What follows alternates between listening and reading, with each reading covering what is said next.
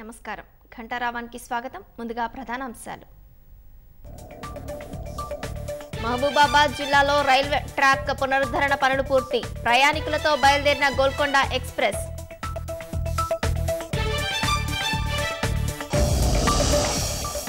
దెబ్బతిన్న రోడ్లు పారిశుద్ధ్యంపై మంత్రి సీతక్క టెలికాన్ఫరెన్స్ కష్టకాలంలో ప్రజలకు తోడుగా నిలవాలని అధికారులకు ఆదేశం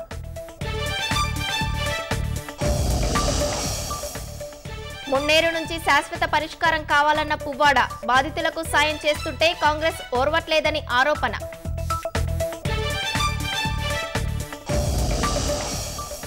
ఇవాళ రేపు రాష్ట్రంలో భారీ నుంచి అతి భారీ వర్షాలు గంటకు 30 నుంచి 40 కిలోమీటర్ల వేగంతో ఈదురుగాలులు వీచే అవకాశం భారత్ నేపాల్ మధ్య మరోసారి చెలరేగిన భూ వివాదం వివాదాస్పద మ్యాప్తో నోట్లను ముద్రించాలని నేపాల్ నిర్ణయం